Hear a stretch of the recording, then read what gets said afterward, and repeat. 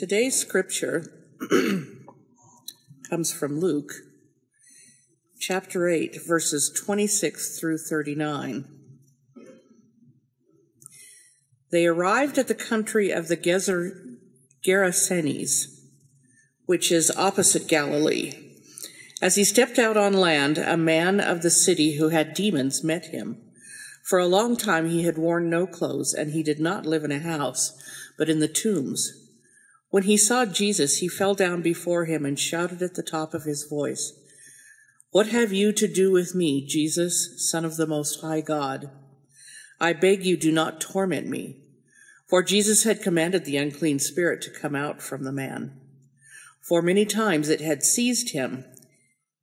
He was kept under guard and bound with chains and shackles, but he would break the bonds and be driven by the demon into the wilds. Jesus then asked him, "What is your name?" He said, "Legion," for many demons had entered him. They begged him not to order them to go back into the abyss. Now there on the hillside a large herd of swine was feeding, and the demons begged Jesus to let them enter in these. So he gave them permission. The demons came out of the man and entered the swine, and the herd rushed down the steep bank into the lake and was drowned. When the swineherd saw what had happened, they ran off and told it in the city and in the country. Then people came out to see what had happened, and when they came to Jesus, they found the man from whom the demons had gone sitting at the feet of Jesus, clothed and in his right mind, and they were afraid. Those who had seen it told them how the one who had been possessed by demons had been healed. Then all the people of the surrounding country of the Gerasenes asked Jesus to leave them, for they were seized with great fear. So he got into the boat and returned. The man from whom the demons had gone begged that he might be with him, but Jesus sent him away, saying, "Return to your home and declare how much God has done for you." So he went away, proclaiming throughout the city how much Jesus had done for him. The word of God for the people of God.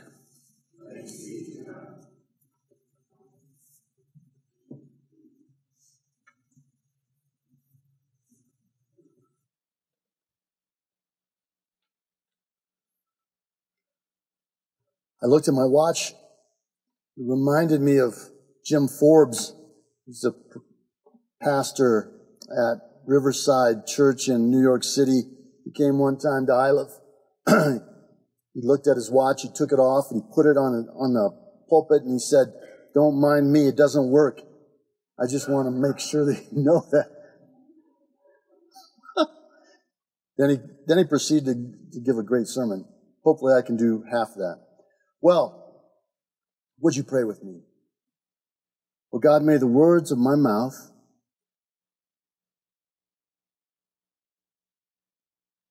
and the spirit of love and care and concern carry us forward today. In Christ's name we pray. Amen. Amen. I want to share with you this. In the many years that I have worked at church, I have met a lot of people. Doctors and lawyers and rich and poor. I have met young and old people. I met one person who was 110. She was in the last church I was in. Her name was Mrs. Monroe, and her daughter's name was Marilyn Monroe. It's awesome. Not the Marilyn Monroe, but another Marilyn Monroe. I've met all these people, graduates, people who are statisticians, and people who work for the law and police and state troopers. I've met people who are blue-collar workers and white-collar workers. I met so many different people through those years. All different kinds. In fact, one of the things I tell young people is if you are hearing a calling about working in the church, you will get to meet so many different kinds of people. It's one of the great joys, one of the great gifts, really, of being in ministry. Here are the people that I have the most difficult time with. The most difficult time are people who are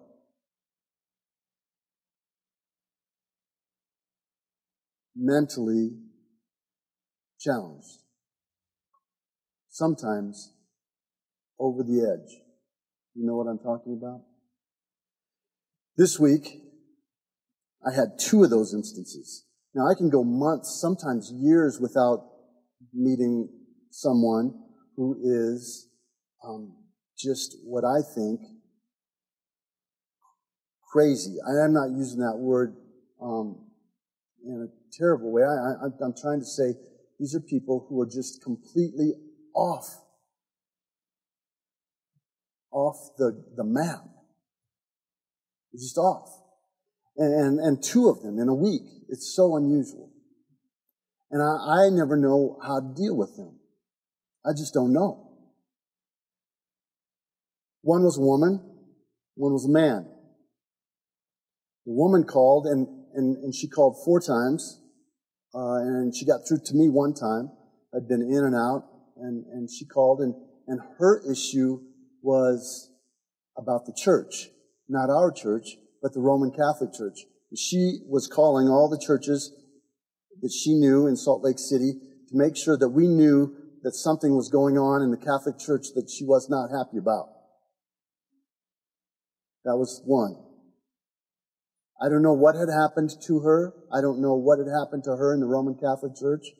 Don't know. I couldn't get through. She was just pouring it out. The second person was a man. Something had happened to his daughter. He was upset. And he came in to see me at least 2 or 3 times last week, and then one time this week.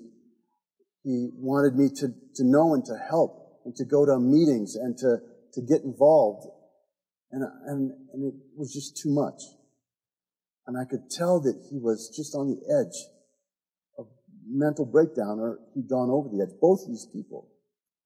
When I read that story of the Gerasene demoniac, I know that people then had a hard time figuring out what to do with people who had gone over the edge. What do you do with folks like that who've gone over the edge? How do you deal with them? How do you treat them?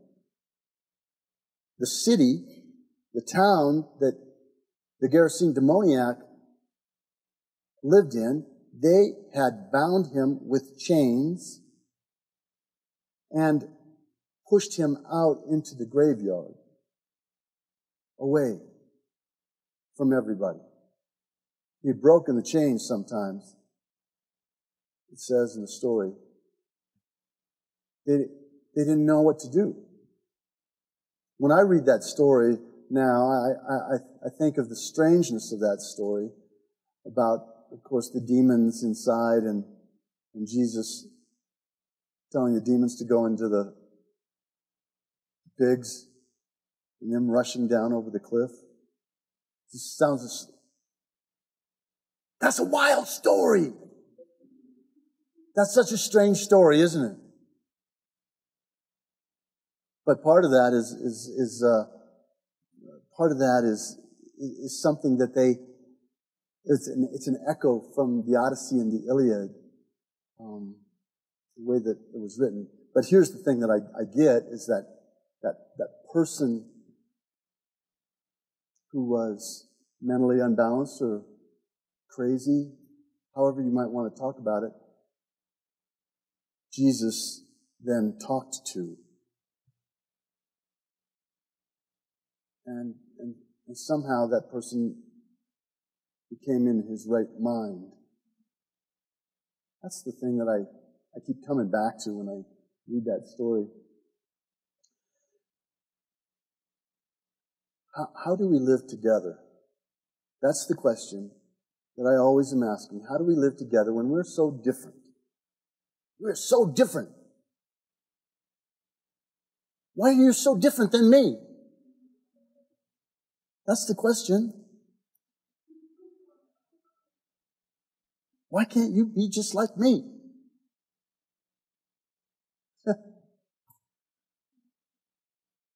This week, we had these laws passed in Alabama about abortion. Now, I have never spoken about abortion in all the years that I have done it because I felt like I don't know enough. It's not my place. It's simply, I have my own ideas. I'm very pro-choice. And I thought this was crazy, this law. And it seems like what's happening is these laws that are being made, that these men who happen to look like me, white males, are making these decisions for people who they shouldn't be making decisions for. That's the way I feel. And then these governors are coming out and they're saying, we're going to even be stricter than Alabama. We're going to have the harshest, these kind of laws. And I thought, this is crazy. That's just me. And so I was saying that to one of you. I was saying, I cannot believe that a law would be passed that would require an 11-year-old who was raped or the victim of incest to carry that baby to full term. I cannot believe it. I was saying that. And this person, who's one of you, said, I believe they should carry it to full term. How do we live together? How do we live together? This week I had a meeting with the United Methodist clergy. We call them circuits. We've had clergy clusters. We've had small groups. We've had Wesley small. They have all these different things all through the years that I've been a minister. They just want the ministers to come together and talk because they know we will be going crazy without support. They know that. You know why they know that? Because ministers go crazy. That's why they want us to get together. So that when one of us is going over the edge, the others can go, District Superintendent, this guy, over the edge. We need to help him. So we get together on a monthly basis and we talk about what we're going through. We try to share at a level that we can. Sometimes it is at a surface level and sometimes it's deeper. And as we're talking this week, we're talking about United Methodism. And one of my clergy colleagues, who I consider a friend, I've known them for 25, 30 years now, they shared that they just wish that we would be more alike, we United Methodists. That we would do the Eucharist alike, communion alike. We want to use the same words and to say the same creeds alike so that we knew that we were alike. That was their position, that we were not enough alike to each other. And we acknowledged, the rest of us acknowledged, we understand what you're saying. But then one of my other colleagues said this. He said, I don't know if we're that much alike, but whenever I've taken a mission trip, whenever I've gone anywhere in the country or the world, and I've reached out to another United Methodist church, regardless of the way that we worship or teach or do Eucharist or say creeds, that other United Methodist church has welcomed us with open arms.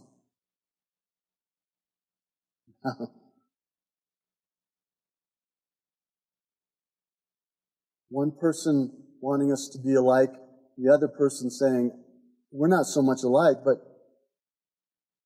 There's something about being a Methodist that keeps us together. How do we live together? How do we do that? I'm trying to figure it out. In this time, where the United Methodists we're at each other's throats. I don't know if we actually have our hands around each other's throats, but it's close. It is close. We can't figure out how to live together, and we've done it for 200 and odd years. I don't know how it's all going to work. Here's the thing. I think it takes imagination. I think one of the things that helps us live together is it takes imagination.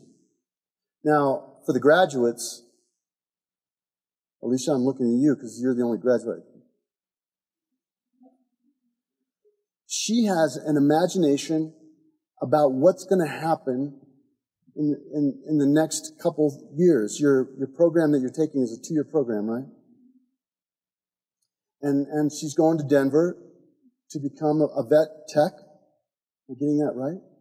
And so she is imagining that coming forward.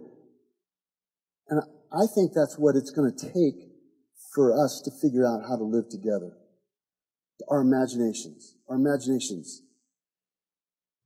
Some people think the good old days were the best days. Have you ever heard of that? Someone had this slogan. I think it went like this. Make America great again. Make America great again. That was a slogan from one of the political parties. Now, here's the thing about that. We all understand that there were good old days. I'm going to ask you, everybody's going to speak this aloud. I want you to look back on your life and to think about the year that was the good old days. I want you to think about it. Would you think about the good old days? Annie, you got to think about the good old days. Alicia, you're 21, 22, 23. You got to think about the good old days. Terry, think about the good old days. Larry, think about the good old days. You got the number, the year? Kathy, got the year? The good old days? Good. Dorothy, you got the year? Good old days. Okay. I'm going to go 3, 2, 1, and then you're going to say the year. You got to say it loud, okay? 3, 2, 1. 1976. What? What? Your good old day was not the same as mine, was it? Of course not. And I'm going to tell you this. The good old days for you might not have been the good old days for somebody else. For women, for the people on the margins. When we think back about the good old days, those were not the good old days for them. Now, let's think about the year 2030. I understand in the year 2030 that some communities, and I don't know if this is true for Salt Lake City, I don't think it is yet, but for some cities, they have put into place this idea, imagining that in 2030, there will be zero emissions. Have you heard that? Is that in some of the cities here? Park City is one of them, I think. And there will be self-driving cars. Have you heard of this self-driving car thing?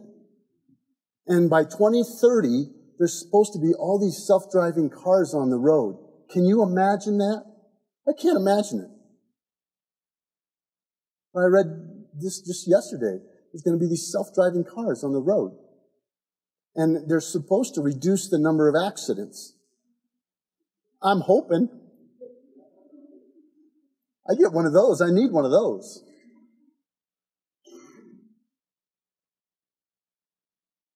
When we think about how we shall live together going forward, I hope that we use the gift that God gave us, which is our imagination, to figure out how to do that. I believe that's what Jesus did with that Gerasene demoniac. Used his imagination, somehow figured out how to get this person who had been outside the community to be gathered back in to the community. What a great imagination. If we can emulate Jesus in that way, trying to figure out how to bring the people who are on the edge, maybe even beyond the edge, back, that's what I think he would want us to do. That's what I think he'd want us to do. Yes? Oh, may it be so. Amen.